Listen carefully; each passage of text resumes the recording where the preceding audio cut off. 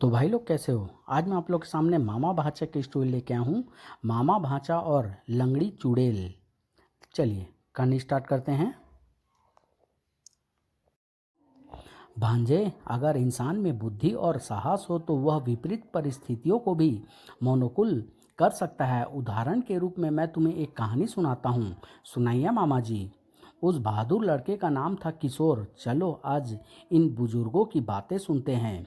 अरे तुम सब इतनी देर से भूत प्रेतों के झूठे सच्चे किस्से सुना रहे हो, पर क्या तुमने लंगड़ी चुड़ैल के बारे में भी सुना है? क्या क्या सुना रहे हैं रामदीन? वह चुड़ैल आज भी जंगल के शमशान में रहती है। आज भी कोई उस तरफ नहीं जाता। हमारा तो उस तरफ कभी कोई काम ही नहीं पड़ा, वरना चले जाते। वैसे तुम बताओ, तुमने देखी है वह चुड़ैल? मैंने उसे देखा नहीं है और न ही देखना चाहता हूँ, पर अपने बाप से सुना था कि वह आदमियों को, जानवरों को शमशान में कैद कर लेती है और फिर उन्हें उबाल के खा जाती है। पर एक बात है, जो उसे मार देगा वह चुड़ैल के गले में लटके उस हीरे का मालिक बन जाएगा जिससे वह हर चीज़ मांगी जा सकती है। तब तो जंगल के शमशान में चलना चाहिए। वह हीरा मिल गया तो सब दोस्तों में धाक जम जाएगी। हर चीज़, अच्छे कपड़े, अच्छे खिलौने होंगे मेरे पास।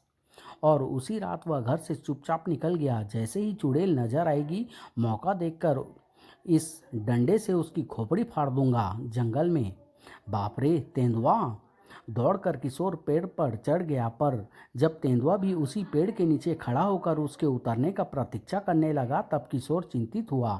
तेंदुए महाराज तो यहीं जम गए, अब क्या किया जाए? अरे मैं तो जहरीले बैरों वाले पेड़ पर बैठा हूँ। शेर मुंह फाड़कर गुर्रा रहा है। इसके मुंह में अगर एक बैर भी गिर गया तो इसका काम तमाम हो जाएगा। किशोर ने जहरीले बेर तोड़े और निशाना लगाकर फेंके। आह गया! बेर उसने थूक दिया, पर बेर के ऊपर जमा जहर का खोल तो उसके मुंह में घुल ही गया। वह तड़प रहा है। ठंडा हो गया। अब चलूं शमशान की ओर। सच बात तो यह है कि मुझे भी डर लग रहा है, पर पिताजी अक्सर कहते हैं कि डर ही वह चीज़ है जो आदमी की पराजय का प्रमुख कारण बनती है। इसलिए डरना नहीं चाहिए मुझे। चारों तरफ जंगली जानवर हैं। अच्छा तो यह हो कि मैं किसी पेड़ पर चढ़कर रात बिता दूं, पर ऐसा करने का मतलब होगा कि सुबह यही यहीं हो जाएगी, जबकि मुझे रात में ही घर पहुंचना चाहिए ताकि माँ और पिताजी को पता ना चले कि मैं रात को बाहर गया था। शमशान भी अधिक दूर नहीं है। लेकिन जिसके पास वह चोरी छिपे जा रहा था उसने तो उसे देख ही लिया था। आहा शिकार! बहुत दिनों से किसी बच्चे का मुलायम गोश्त नहीं खाया। दबे पाँव जाऊंगा और एक ही बार में सिर फोड़ दूंगा उसका। अचानक, अरे यह तो जाल है, बचाओ! नन्हे शिकार, अब खाऊंगी तुझे मसाले के साथ। फंस गए बेटा किशोर, ये तो वही लंगड़ी चुड़ैल है। चलो मेरे वफादार भेड़ियों, खींच ले चलो इसे, तुम्हें भी इसकी हड्डियां मिलेगी। ये तो गुफा में ले जा रहे हैं मुझे, अब वह खा जाएगी उबाल के मुझे। गुफा में पानी उबल रहा है। पिताजी ने एक बार कहा था, कैसी भी मुसीबत हो पर दिमाग का साथ नहीं छोड़ना चाहिए। तो दिमाग लगाऊं। चल गया दिमाग। चुड़ैल नानी, क्या तुम सचमुच मुझे उबाल के खाओगी? हाँ मेरे नाती, मैं ही नहीं मेरे भेड़िया भी खाएंगे तुझे। फिर मेरे उस जादुई डंडे का क्या होगा? जादुई डंडा? हाँ नानी, वह जादुई डंडा है। मंत्र बोलकर एक विशेष ढंग से इसे पकड़ा जाए तो यह गाना गाता है। सच? विश्वास नहीं है तो मुझे दे दो डंडा, मैं दिखाता हूँ उसका चमत्कार। ठीक है देती हूँ। यह ले। अगर बात झूठी हुई तो उबालने से पहले तुझे चाकू से गोद कर नमक मिर्च छिड़क कर तड़पाऊंगी। बेशक ऐसा ही करना नानी। पर डंडा हाथ में आते ही किशोर ने बड़ी हिम्मत का काम कर दिखाया। धड़ाक! आह! जय राम जी की नानी। ये रही पिंजरे की चाबी। ये भेड़िए चुड़ैल के पास नहीं जाने दे रहे हैं, जरा इन्हें मजा चखा दूं। जैसे ही एक भेड़िया को डंडा लगा, बाकी सब किशोर पर झपट पड़े। बाप रे, यह मामूली भेड़िए नहीं है, डरते ही नहीं है। शेर की तरफ हमला करते हैं। भागू वरना फाड़ खाएंगे। भागते भागते किशोर उन सुरंगों में ही खो गया। भेड़िया ने तो पीछा छोड़ दिया, पर अब न तो वापस चुड़ैल के पास जाने का रास्ता मिल रहा है और न बाहर जाने का।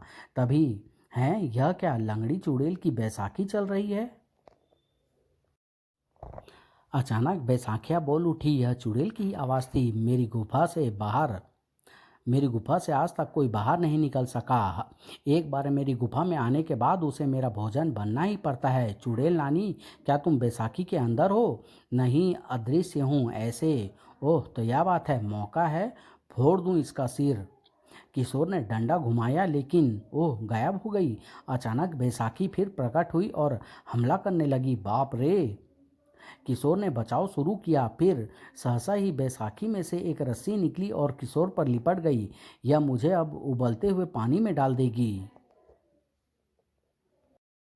बैसाखी उसे डायन के पास ले आई। नानी, अब तो तू मुझे उबाल के खा ही जाएगी, लेकिन मैं उससे पहले तुम्हारे पैर छूकर माफ़ी मांगना चाहता हूँ।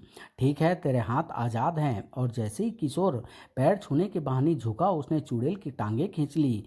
दुष्ट, अब देखता हूँ तुझे।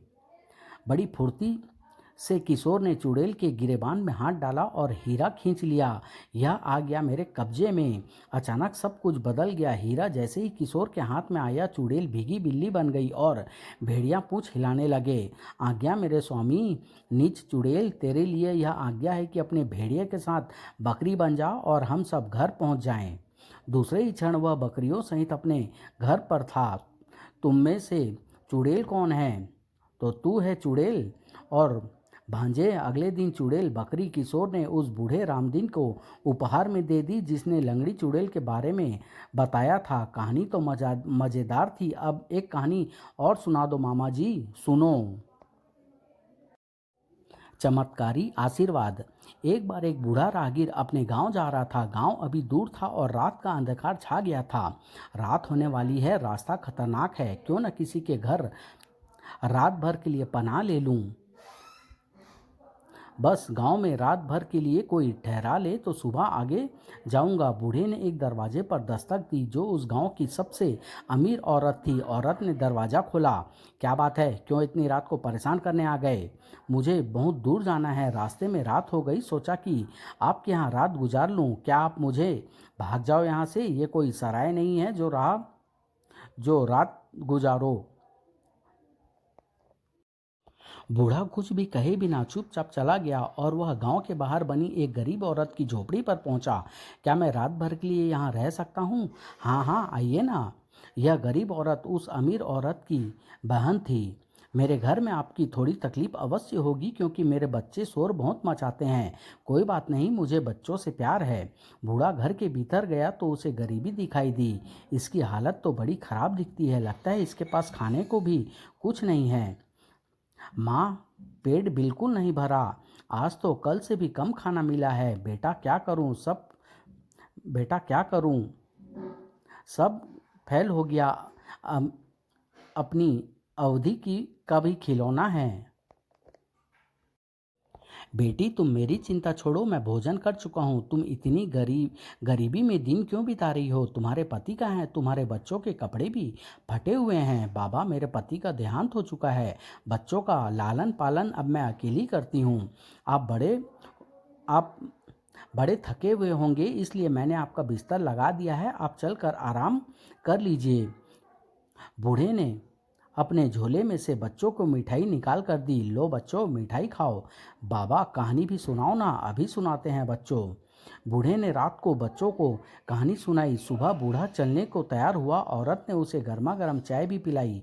बूढ़ा औरत की मेहमान नवाजी से बहुत खुश था। अच्छा बेटी, अब मैं चलता हूँ। आज तुम जो काम करोगी उसे शाम तक करती रहोगी। उस बूढ़े ने न जाने कैसा अजीब आशीर्वाद दिया है। जब उस बूढ़े ने यह कहा कि मेरे बच्चों के कपड़े तार तार हैं, तो बाकी लोग न जाने क्या सोचेंगे। थोड़ा सा कपड़ा पड़ा हुआ है, क्यों ना बच्चों के लिए कुछ कपड़े ही सी दूं। कम से कम कोई ये तो ना कहे कि मेरे बच्चों के कपड़े फटे हुए हैं। औरत ने कपड़ा निकाल लिया और अपनी बड़ी बहन के घर से कपड़ा नापने का माप लेकर आई, ताकि नाप सके कि कपड़ा पूरा भी है या नहीं। उसने कपड़ा नापना शुरू किया। जैसे जैसे वह कपड़ा नापती जाती, कपड़ा बढ़ता जाता। मैं जितना कपड़ा नापती हूँ उतना और बढ़ जाता है। इस प्रकार उसका पूरा घर कपड़े से भर गया। हे भगवान, इतना सारा कपड़ा तो मेरे बच्चों की कमीजों के लिए जीवन भर के लिए बहुत होगा।